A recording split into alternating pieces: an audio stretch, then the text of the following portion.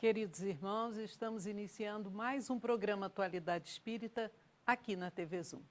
Este programa é uma realização do 8º Conselho Espírita de Unificação, que agrega 14 casas espíritas em Nova Friburgo e tem por finalidade a divulgação da doutrina espírita codificada por Allan Kardec, levando consolo e esclarecimento a todos aqueles que nos assistem. Nosso convidado de hoje é um irmão muito querido, é o Rogério, lá da Associação Espírita Bezerra de Menezes, Rogério Alves da Silva. Está sempre aqui conosco, colaborando com o movimento espírita e nos auxiliando.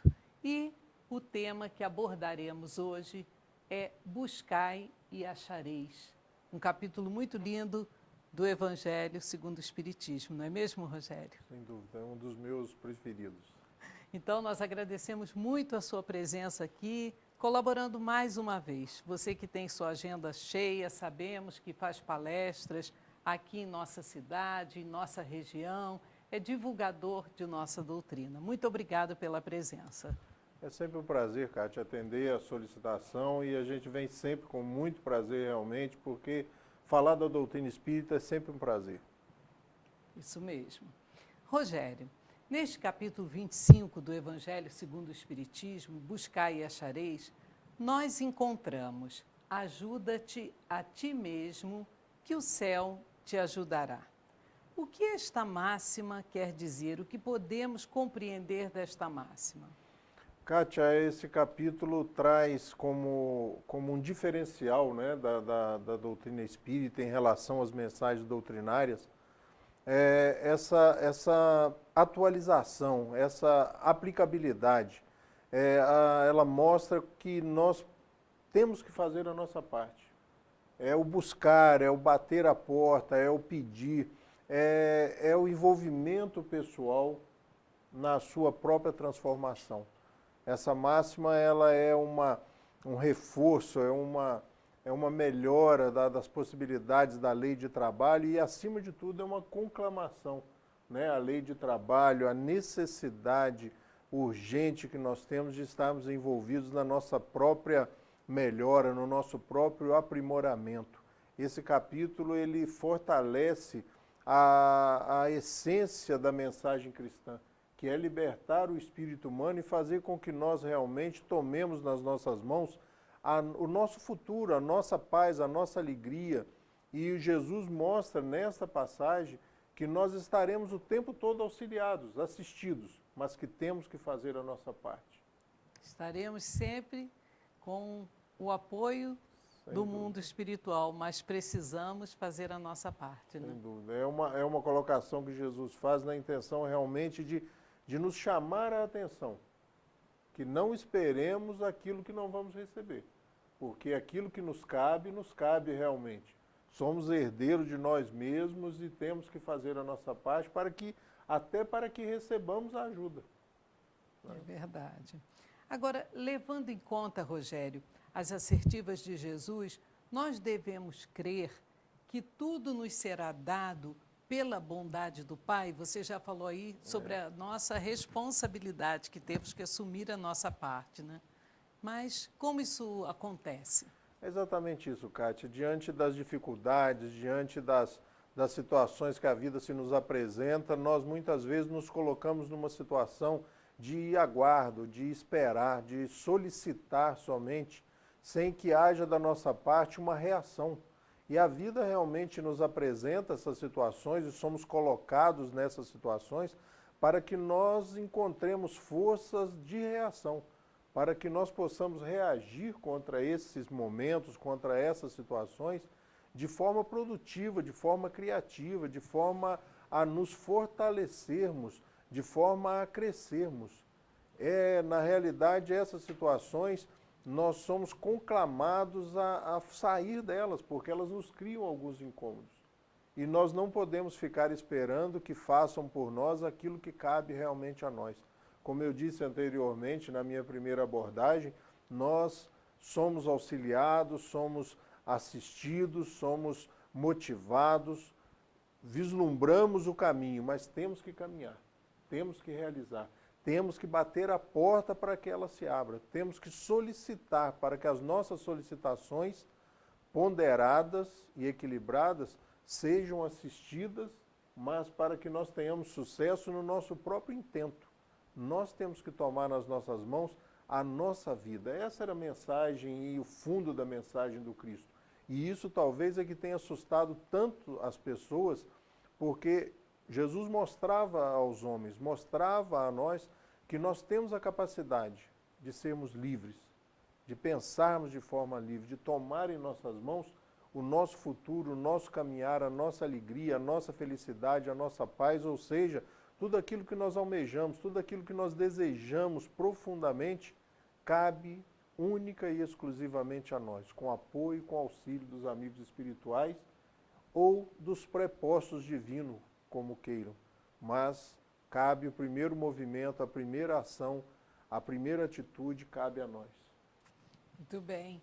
E qual a importância dessa necessidade da busca e da conquista do desenvolvimento do homem? Deus nos dá uma coisa a mais do que deu aos outros animais.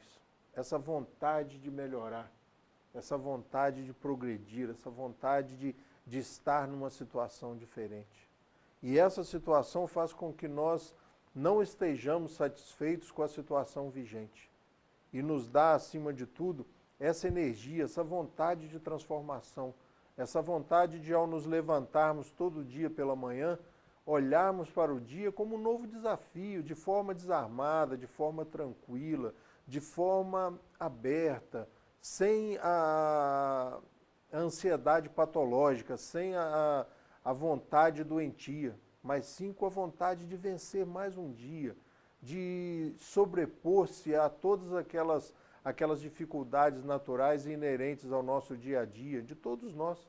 Então, o que na realidade esse desafio faz é com que nós consigamos vislumbrar o progresso. E se não fosse assim, nós, humanidade, estaríamos ainda estacionados há muitos séculos atrás no que diz respeito ao progresso científico, ao progresso social, ao progresso intelectual. Nós estaríamos muito aquém do que estamos hoje.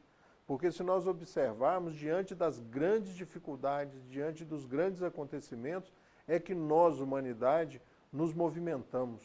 Após os grandes conflitos da humanidade... acontecem as mudanças, não é, Após Rogério? os grandes conflitos, as grandes catástrofes, a humanidade se movimenta. O progresso, as mudanças, a evolução conquistada após, um exemplo, a Segunda Guerra Mundial, eles são marcantes no progresso da humanidade, porque a humanidade cresceu de uma forma espantosa e assustadora. Então, essa necessidade do progresso, da mudança, do crescer, ela é inerente ao homem. Nós sempre estamos almejando alguma coisa à frente. Nós sempre estamos querendo alguma coisa a mais. E isso é inerente, é natural do ser humano, que nós queiramos estar melhores e ser melhores. E isso é a essência desse capítulo, porque nós estamos sempre solicitando, sempre batendo as portas que se nos fecham, sempre querendo mais e estar melhores. Isso faz com que nós cresçamos um pouco como indivíduos, mas faz com que a humanidade, com que a história da humanidade se transforme diante desse progresso acumulado de todos nós. A vontade gerada por todos nós faz com que a humanidade comece a caminhar a passos largos. E, Rogério, o que faz o homem estar sempre buscando esta condição melhor, melhorando, se aperfeiçoando? Você acabou de nos relatar aí, de nos explicar que apenas nós, seres humanos, temos essa disposição, essa vontade. O que é isto que acontece dentro de nós e que nos impulsiona? Que força é essa, Rogério? São os nossos antecedentes, né? Fomos criados para dar certo, somos um projeto divino.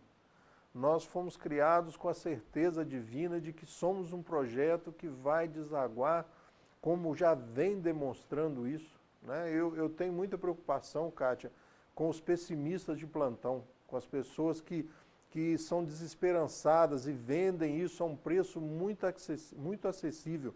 As pessoas que tentam vender de que a coisa não tem mais conserto, nunca esteve tão ruim. Não, é um engano, é um equívoco. Nós nunca estivemos tão bem como estamos hoje. Nós nunca andamos tão rapidamente. Nesse capítulo mesmo existe um exemplo muito interessante que Jesus fala que quando nós compreendermos a ação do bem, da coletividade, do próximo, o amor ao próximo, nós agiríamos como aqueles que, tendo em abundância, cederíamos àqueles que não teriam naquele momento nem o necessário.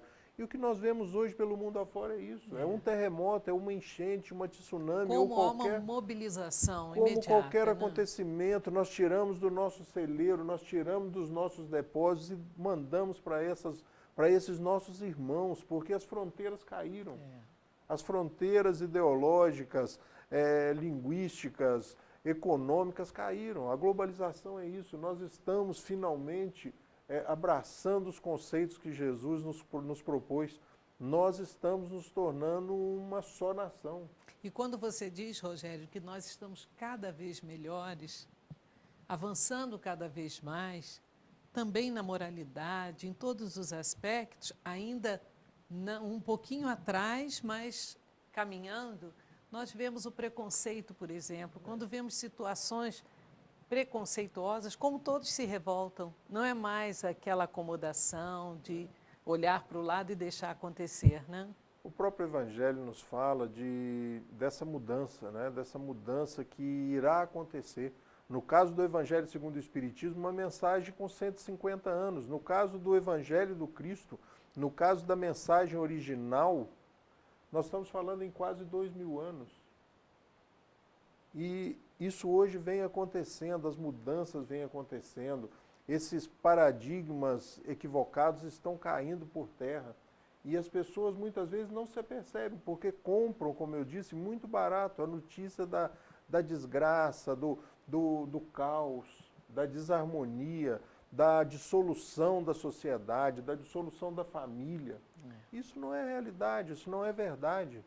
Nós temos que observar, eu costumo brincar na casa espírita dizendo que se nós nos propuséssemos a almoçar todos os finais de semana fora de casa, num evento filantrópico, nós os encontraríamos com excesso, teríamos que selecioná-los. Nós nunca tivemos tantos almoços beneficentes, nós nunca tivemos tantas ações coletivas. O terceiro setor nunca se colocou de uma forma tão consciente, ou seja, é a realização dessas conclamações, desses anúncios feitos por Jesus, que muitas vezes nós olhamos no texto, Kátia, no livro, e acreditamos estar longe de nós, mas não, elas estão se processando hoje. O que falta muitas vezes em nós é a sensibilidade, é a delicadeza de perceber isso, como você disse, a reação popular,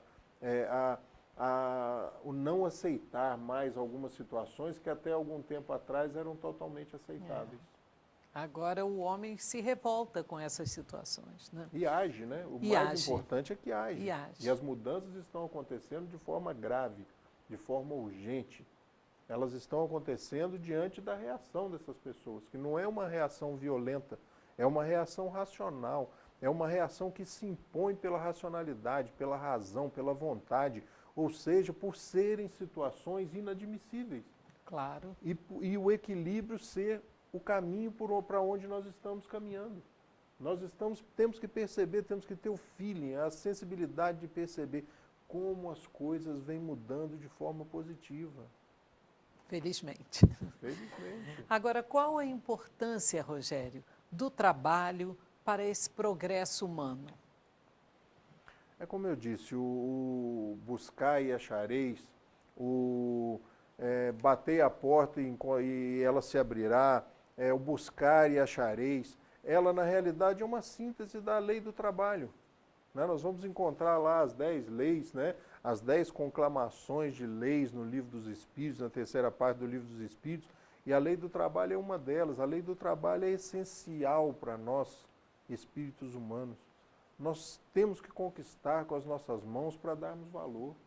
E se não fosse assim, Kátia, se nós recebêssemos de mãos beijadas, recebêssemos tudo pronto, nós não estaríamos onde estamos. Né? O nosso próprio físico teria se atrofiado. os nossos membros teriam se atrofiado, a nossa inteligência não teria progredido e chegado onde chegou. Porque o trabalho e o progresso são irmãos. O progresso é consequência do trabalho, porque muitas vezes nós encaramos o trabalho de forma equivocada como uma coisa penosa, difícil, como aquela situação em que nós, novamente, insistindo equivocadamente, encontramos como uma coisa difícil, desagradável. Temos que trabalhar isso em nós. Nós somos resultado do nosso trabalho, da nossa essência. Nós somos isso, e o progresso está automaticamente, intrinsecamente ligado ao trabalho. Tudo que nós conseguimos é resultado do trabalho. E todas as vezes que estamos em ação, estamos a trabalho. Não é o fazer, não é o fazer mecanicamente. Agora estamos trabalhando. Agora estamos trabalhando. Várias formas de trabalho. Estamos trabalhando. Toda vez que estamos produzindo para o progresso, toda vez que estamos produzindo alguma coisa positiva, estamos trabalhando. Estamos trabalhando. Agora, muitos desavisados, ou até mesmo em tom de brincadeira, perguntam: mas por que temos que trabalhar? Estamos tão cansados. Qual seria, Rogério, a consequência se o homem fosse isento do trabalho para sobreviver? Você já falou da nossa parte física, mas outras consequências? O trabalho, ele é, como eu disse, a essência de tudo que nós somos, né? Nós somos hoje, a humanidade é resultado da sua própria ação, do seu trabalho, do seu esforço. Voltando lá aos grandes catástrofes, aos grandes eventos que mexeram com a humanidade, eles foram os fomentadores dessa ação.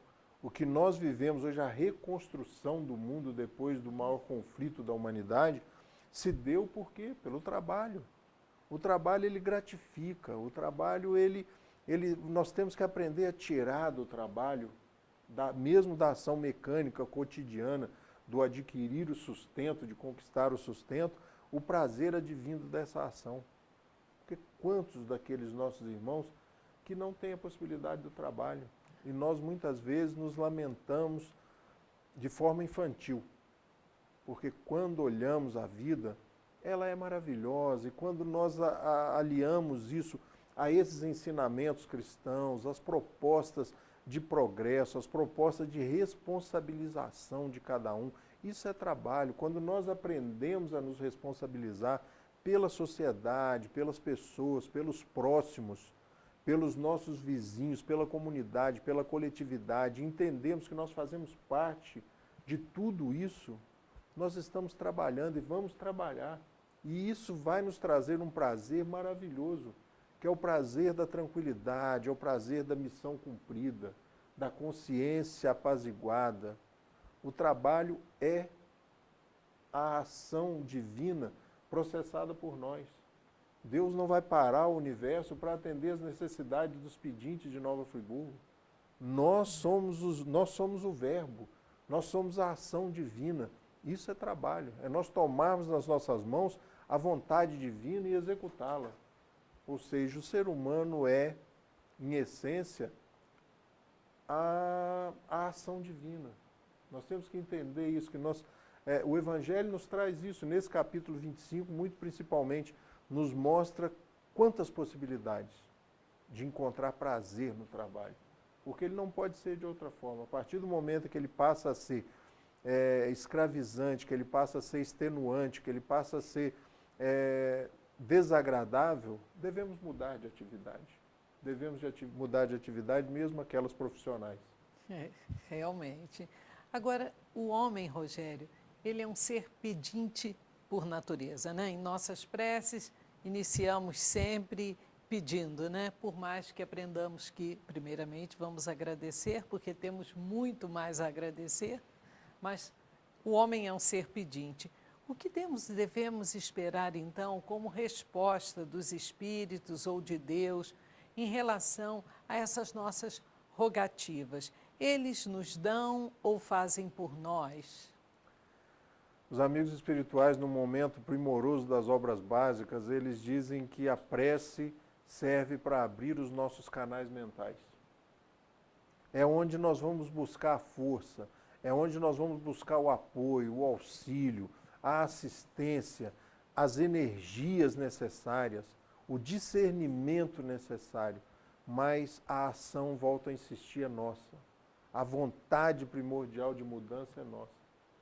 Quando nós oramos, nós muitas vezes transformamos essa oração, como você disse, Kátia, num petitório, numa lista de solicitações. Mas devíamos fazer uma contrapartida.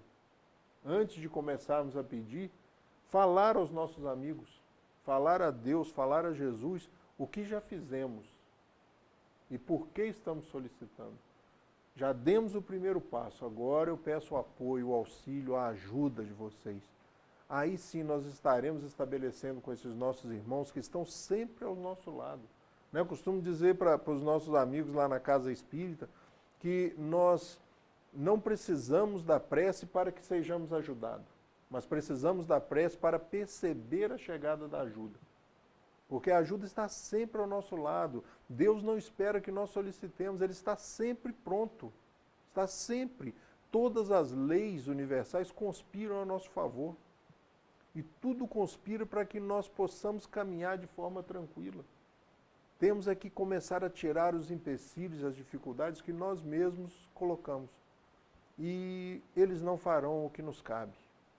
Temos que entender isso. Nós levantaremos pela manhã animados, prontos para o trabalho, com esse vigor característico do relacionamento da noite com os nossos mentores, com os nossos anjos da guarda, com os nossos, como queiramos chamá-los. Esse intercâmbio se faz o tempo todo, essa troca de energias, essa interpenetração entre os dois mundos, daqueles que já se foram e daqueles nós que estamos aqui encarnados. Temos que ter sensibilidade novamente para perceber. E é o que Jesus chamava a nossa atenção o tempo todo. Ter olhos para ver, ouvidos de ouvir, né? Sensibilidade para perceber que o mundo conspira, mas é positivamente a nosso favor, não contra nós como nós acreditamos. Deus não vai ter que intervir para que nós sejamos felizes, porque Ele está intervindo constantemente para que nós sejamos felizes. Temos que ter coragem de tomar nas nossas mãos a felicidade, a paz, a tranquilidade. Ou seja, a prece serve para que nós muitas vezes entendamos o não de Deus.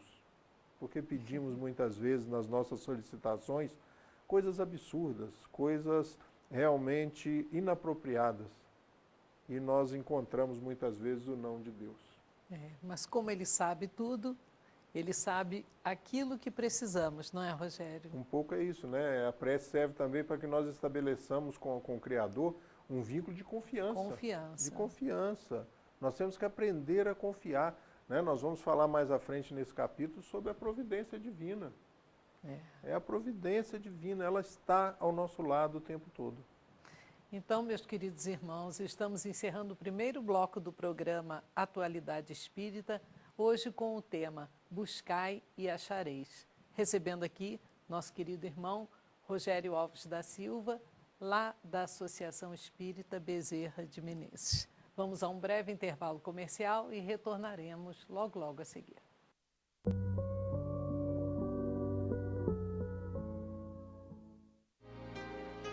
Enquanto vivermos de forma mecânica, irrefletida e sem a intervenção consciente da lucidez e do discernimento, nos privaremos de possuir uma mente tranquila e um coração pacificado.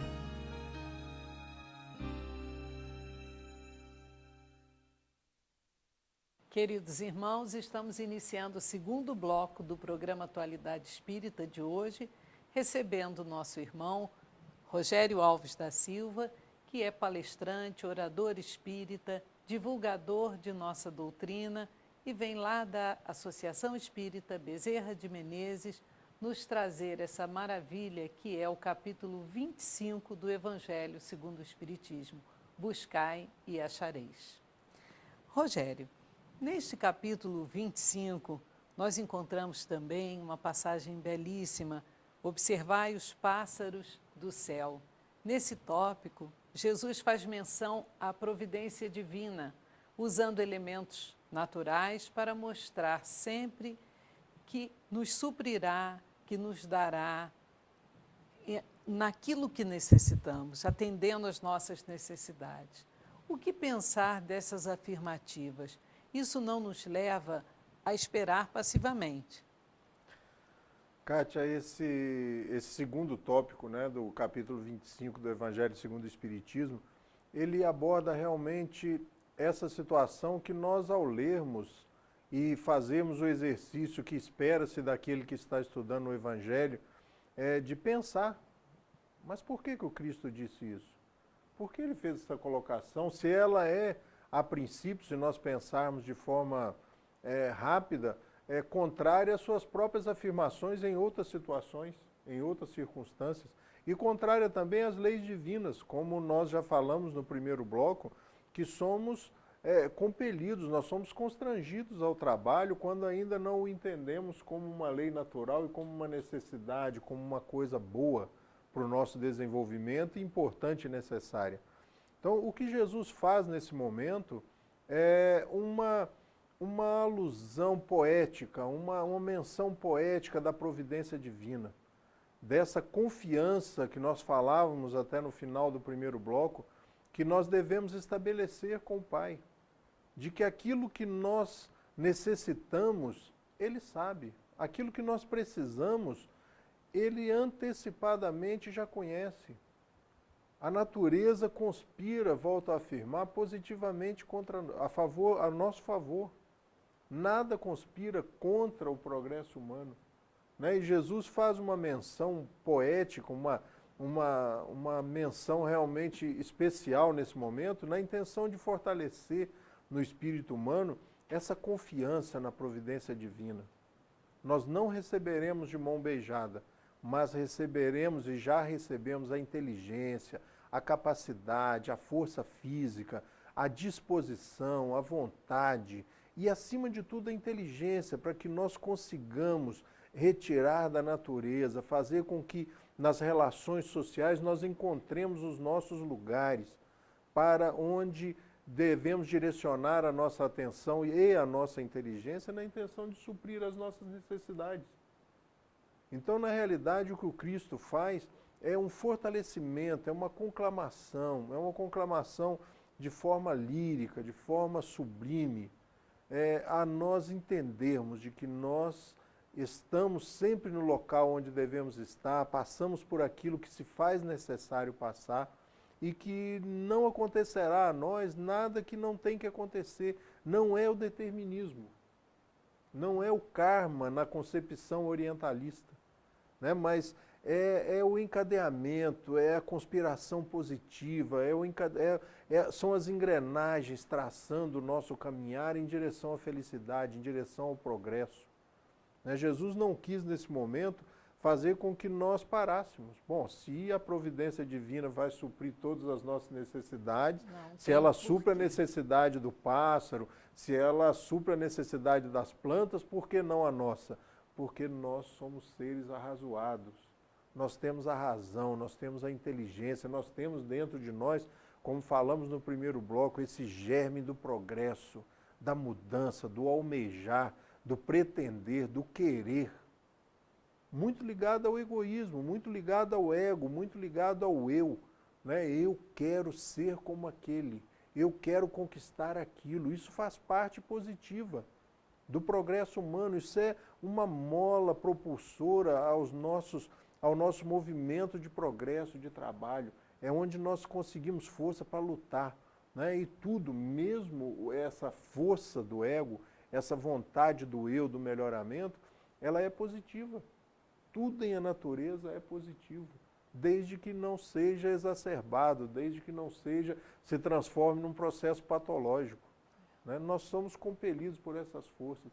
E Jesus, com certeza, nesse momento onde ele faz a alusão às necessidades supridas pela providência divina, ele quer nos mostrar de que não nos preocupemos excessivamente, né?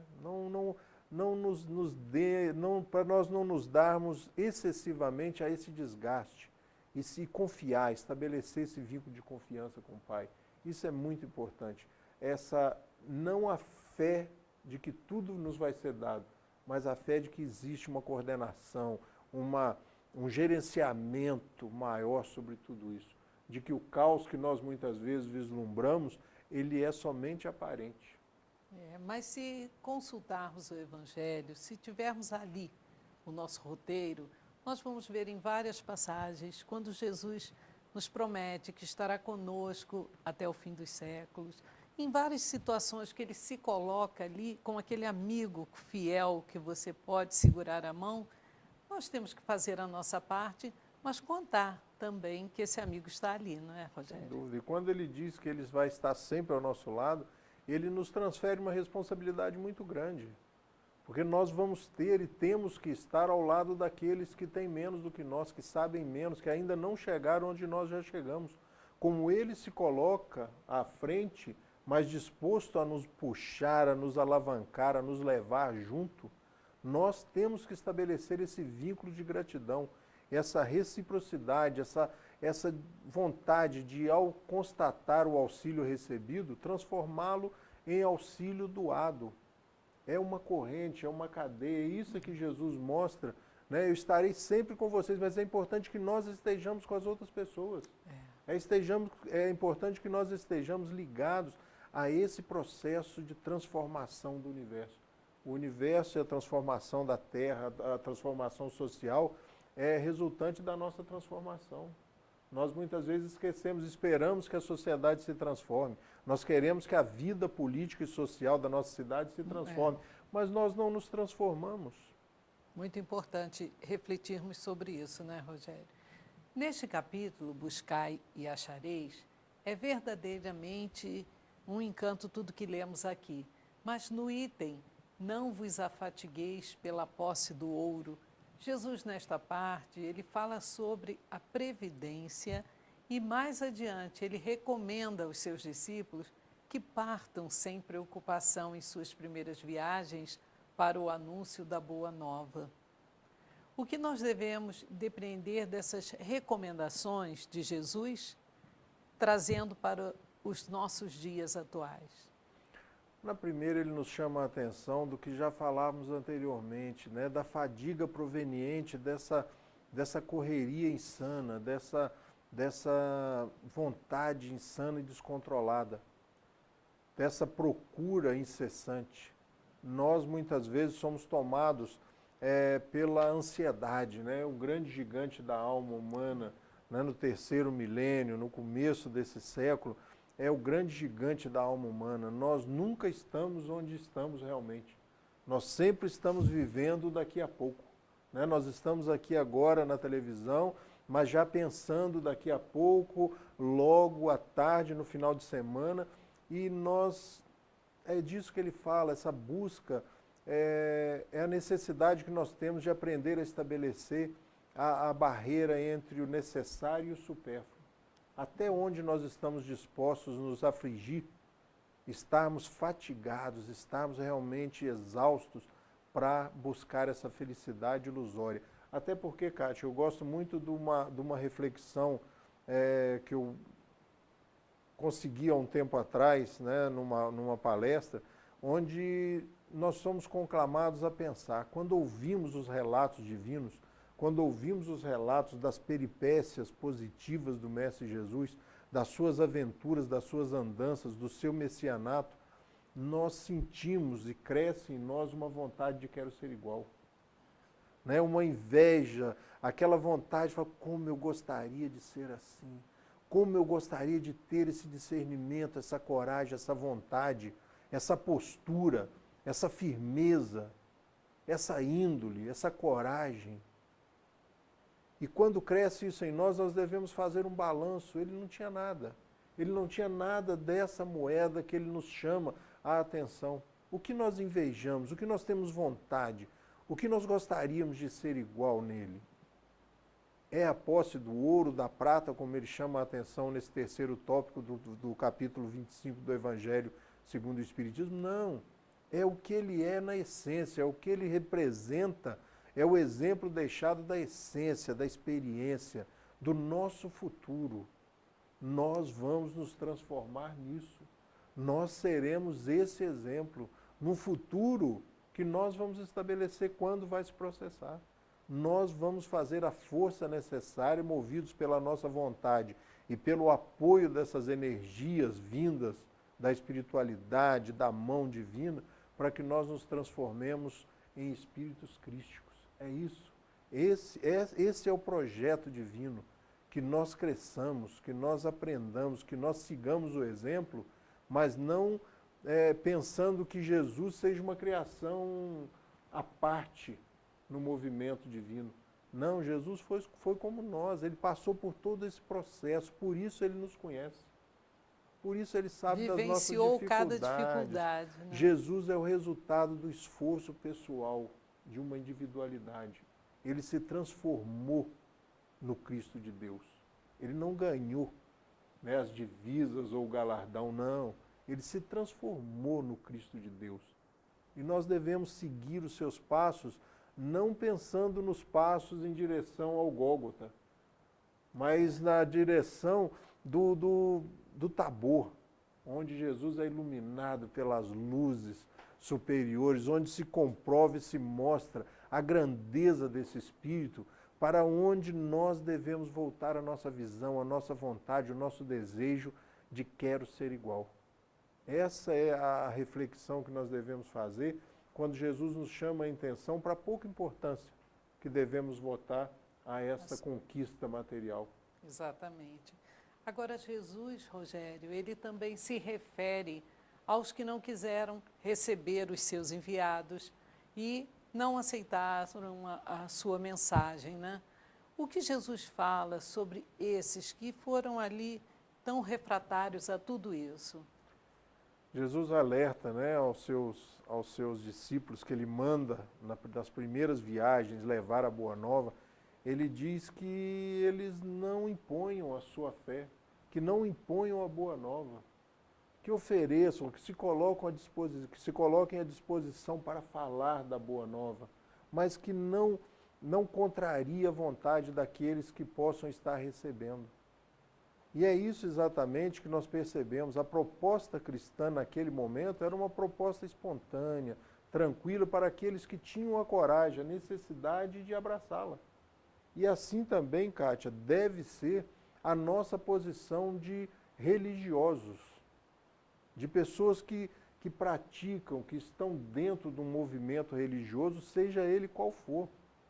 Seja ele qual for. Não estou falando aqui de nós espíritas, mas de todos nós que professamos uma religião, principalmente baseada nos ensinos cristãos, no processo de nós não tentarmos impor a nossa fé, de nós sermos mais cordatos, respeitarmos as pessoas, as suas escolhas. Nós vivemos num estado de democracia, nós não podemos forçar isso. E essa é a recomendação de Jesus, que eles fossem aquelas cidades, que escolhessem as pessoas a quem eles fossem falar, que eles observassem aquelas pessoas que necessitavam ouvir, que quisessem ouvir, e aqueles que não quisessem, que eles deixassem que partissem, que fossem, que seguissem o seu caminho, pois cada um tem que ter a sua possibilidade de escolha, né? O Espiritismo tem que levar isso à frente, tem que mostrar isso. O Espiritismo, a Casa Espírita está aberta, mas ela não impõe. Eu costumo brincar com as pessoas que vão à Casa Espírita pela primeira vez, falo, venha mais algumas vezes para você conhecer, venha mais algumas vezes para você realmente ter noção do que é a proposta dentro da doutrina espírita, e não tenha medo, isso não vai te transformar em espírita. Isso não vai te transformar em espírita. É muito importante essa liberdade, né? Que a pessoa precisa ter para fazer a sua escolha, né? Sem dúvida. E Jesus manda que nós respeitemos. Respeitemos as escolhas das outras pessoas. É verdade. Agora, Rogério, trazendo todas essas lições para o nosso tempo, como você agora ainda nos explicou, essa doutrina espírita tão querida, o que ela diz aos seus adeptos sobre as propostas trazidas pelo Espiritismo e muitas vezes rejeitadas? Você falou aí da liberdade, né, de escolha, de permitir. Kátia, uma das propostas que diferencia o Evangelho segundo o Espiritismo, não na sua mensagem, não na sua essência, é o entendimento da pré-existência e da resistência da vida. E isso está muito claro nesse capítulo e em todos os capítulos do Evangelho segundo o Espiritismo. É nós trabalharmos esse conceito de reencarnação. Isso não vai fazer com que nós mudemos de religião, nos transformemos. Mas quando entendido o conceito de reencarnação, cresce e deve crescer em nós, em cada um de nós, a responsabilidade de que nós somos os escritores do nosso script. Nós somos os artífices do nosso futuro, da nossa felicidade, da nossa paz. E isso muda todo o conceito da proposta cristã. Porque todas as bem-aventuranças propostas pelo Cristo não fazem sentido se nós não acreditarmos na vida futura. Porque todas elas se referem à vida futura. Então o Espiritismo é uma doutrina aberta e muitas vezes nós nos equivocamos espíritas, mas a doutrina, na sua pureza doutrinária, na sua base sólida, composta pelas 5 obras básicas codificadas por Kardec, ela abre todas as portas ao espírito humano para que ele aprenda e entenda que tudo no universo conspira a nosso favor. Rogério, nós agradecemos novamente sua presença aqui em nosso programa hoje, com esse tema maravilhoso, tão atual, tão dentro da nossa vida diária, né? Muito obrigada e esperamos contar sempre com você aqui conosco. Eu que agradeço a oportunidade, Cátia. Muito obrigado. Queridos irmãos, estamos encerrando o programa Atualidade Espírita de hoje, lembrando a todos que visitem o Laje, Lar Abrigo Amor a Jesus. Lá vivem 80 idosos que esperam a nossa visita. Tenham todos uma semana muito feliz, uma semana de muita paz, com Deus nosso Pai, nos amparando sempre, e Jesus, esse mestre do amor que falamos aqui ainda há pouco, sempre ao nosso lado, de mãos dadas conosco. Até o próximo programa.